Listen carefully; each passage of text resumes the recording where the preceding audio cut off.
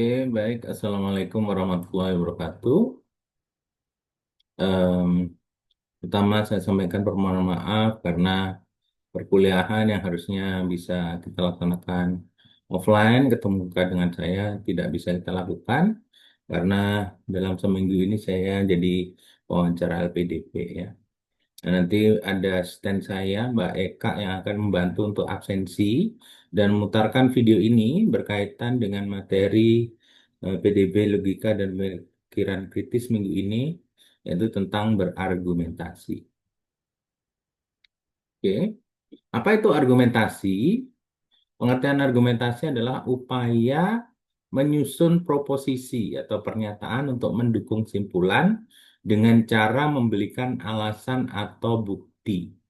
Jadi, proposition should be provided with support or evidence. Ini jadi penting ya, karena argumen yang merupakan serangkaian pernyataan atau proposisi ini digunakan untuk mengekspresikan dan mengatur penalaran tertentu itu terdiri atas dua atau lebih pernyataan yang salah satunya diantaranya adalah kesimpulan.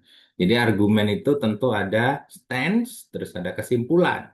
Tapi di antara itu mesti akan ada evidence, ya, ataupun justifikasi yang memperkuat dari argumen tersebut. Apa fungsi dari argumentasi? Argumentasi berfungsi untuk yang pertama menyatakan pendapat kita atas satu hal atau masalah. Jadi stand-nya harus firm. Pendapat kita apa?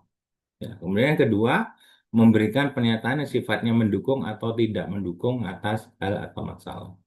Jadi setelah kita menyatakan pernyataan tadi, apa sih yang kemudian mendukung pernyataan tersebut? Semisal, oh saya setuju Patrick Kluivert harus dipecat karena dia sudah gagal dan miskin taktik, tidak bisa merubah taktik dari timnas saat lawan Arab Saudi maupun lawan Irak.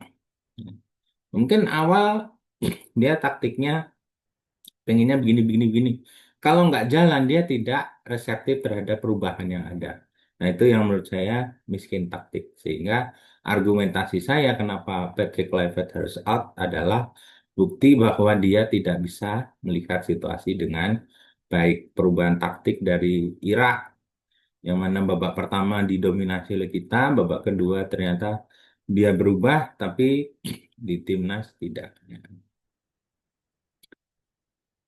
Apa tujuan berargumentasi? Yang pertama adalah tentu untuk meyakinkan audiens.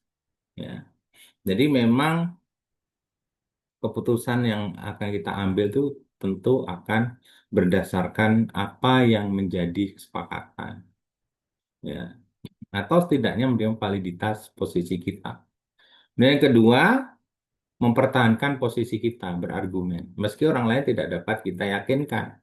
Jadi, misal eh, orang lain beranggapan, oh, Patrick Kluivert harus diberi kesempatan. Nah, it's okay. Tiap orang punya argumentasi, alasan, dan bukti-bukti yang mensupport pendapat mereka. Dan kita juga punya bukti pendapat mengapa Patrick Kluivert harusnya out, gitu ya.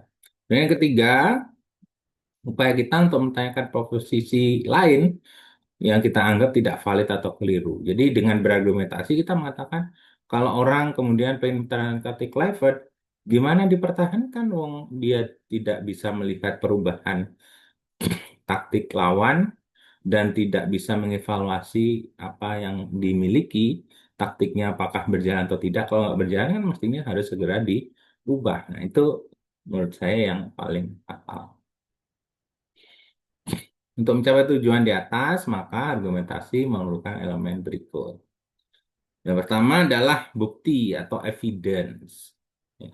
Bukti kenapa dia miskin taktik Mark Klok di pertemuan lawan Arab Saudi dipertahankan sampai akhir padahal blundernya banyak. Beckham Putra baru diganti di babak kedua. Mestinya kalau dia emang pendek, terus dari awal waktu nyanyi Indonesia Raya udah kayak eh, masih kurang satu bait, udah semangat banget, itu kan kelihatan nervous berarti. Kalau itu bisa dilihat, mungkin menit ke 20, 30 langsung diganti saja. Karena memang tidak bisa menjalankan fungsinya, kalah fisik dan seterusnya. Nah, yang kedua, a clear sense of purpose. Jadi tujuannya jelas, tense-nya kayak gimana. Kemudian kesimpulan, tesis atau klaim kita juga harus jelas. Jadi kalau ada bukti evidence yang kuat, ada clear sense of purpose, ada clear tesis atau klaim, maka argumentasi ini akan menjadi rigid. Apa itu evidence? Ini adalah bukti yang menunjukkan nilai penting strategis posisi kita. Jadi bukti ini harus relevan, ya, representatif, mencukupi, akurat, otoritatif, dan bersumber dari pihak yang dianggap kompeten atau resmi. Jadi nggak sembarang bukti karena terkadang nanti argumennya akan boils down to ini evidence dari mana? Dari Wikipedia, dari jurnal, ya, dari hasil penelitian dosen yang belum dipublikasikan dan seterusnya. Nah, tentu akan membawa bobot yang berbeda. Ada nanti level of evidence. Meta-analisis, systematic review itu paling tinggi. Kenapa? Karena dia mensintesis evidence yang ada. Apakah makan telur sehari sekali itu baik untuk kesehatan jantung gitu. Nah, itu dengan meta-analisis akan kelihatan. Oh iya bagus, oh iya enggak gitu. Nah, itu adalah evidence, ada hierarki. Kalau kemudian Bapak Anda tiap pagi makan telur rebus, kesehatan jantungnya bagus, itu namanya anecdotal evidence. Hanya satu bukti dari siapa? Orang tua Anda yang kena. Ya. Yang paling bagus tentu adalah hasil penelitian, randomized control trial, yang banyak, yang kemudian disintesis, di rata-rata menjadi meta-analisis. Itu adalah evidence terkuat. Kemudian menyatakan tujuan argumentasi dengan jelas. Jadi clear sense of purpose. Jadi tujuan argumentasinya juga harus jelas. Nah, ini contohnya. Salah satu faktor yang menyebabkan rendahnya keterlibatan publik pada upaya mengatasi masalah perubahan iklim adalah rendahnya pengetahuan tentang apa itu perubahan iklim. Nah, jadi tujuan argumentasinya jelas. Kemudian yang ketiga, a clear sense of purpose. Menyatakan dugaan atau tesis juga dengan jelas. Contoh, beban kerja jadi penyebab stres. Ini menurut Majestrasi 2021. Nah, berpikir kritis itu pada dasarnya adalah upaya menyusun argumen secara valid dan cermat dan memeriksa kembali, menyusun kembali argumen sebagai proses berulang untuk mencapai suatu kesimpulan.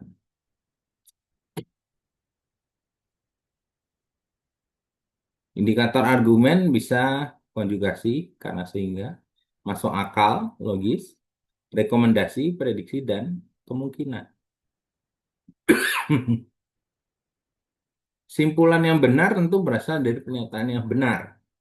Menemukan alasan, dan alasan ini saling berhubungan. Jadi kalau ada pernyataan satu berhubungan dengan pernyataan dua, berhubungan dengan pernyataan tiga, maka kesimpulannya itu akan menjadi kuat karena dia saling menguatkan.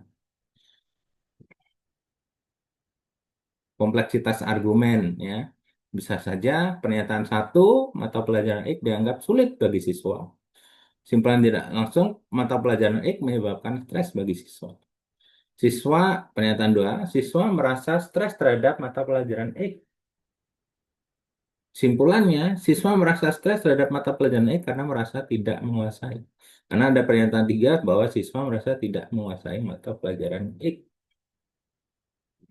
Jadi ada simpulan tidak langsung, karena ada pernyataan tiga akan menjadi simpulan yang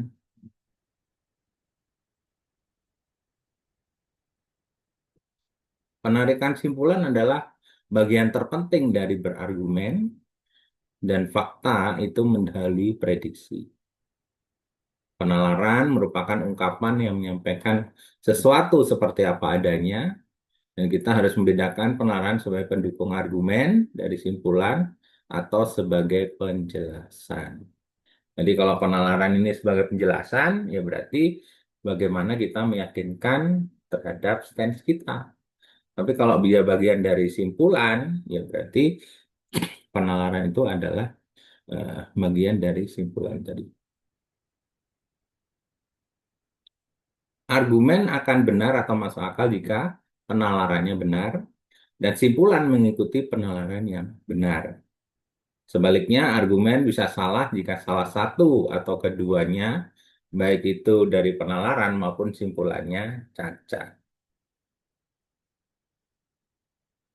Jadi, argumentasi ini menjadi penting untuk kemampuan berpikir kritis, dan ini akan sangat relevan dengan tugas Anda, khususnya dalam menulis artikel populer. Deadline-nya masih lama sampai UAS, tapi Anda harus mulai membuat. Syukur-syukur bisa dipublish di media massa. Kalaupun tidak, Anda harus mengumpulkan. Memang nilainya akan lebih rendah daripada kalau terpublish, tapi intinya adalah ini tadi, Anda salah satunya bisa menulis argumentasi. Ya, misal tadi Anda nulis di Opini Japos. Patrick Kluivert harus dipertahankan sampai 2030. Nah, argumennya apa? Mungkin Anda menggunakan argumen ekonomi. PSSI sudah membayar sekian miliar, begini, begini, begini. Terus sudah mulai ada trust dari diaspora Belanda, begini, begini, begini, dan seterusnya. Sip, kan? Ya, baik, mungkin itu materi untuk pertemuan kita hari ini. Ya, selanjutnya nanti silahkan absen dengan Mbak Eka. Dan untuk kelompok PDB yang siap untuk jualan hari ini, nanti tolong diatur, karena ini adalah kita saling jual beli. Nanti gantian, kita beri waktu katakan, oh 10 menit kelompok satu belanja, yang lainnya jual.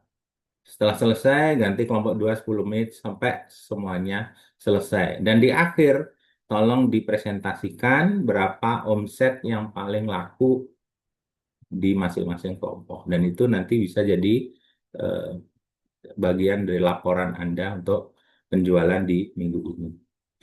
Terima kasih atas perhatiannya.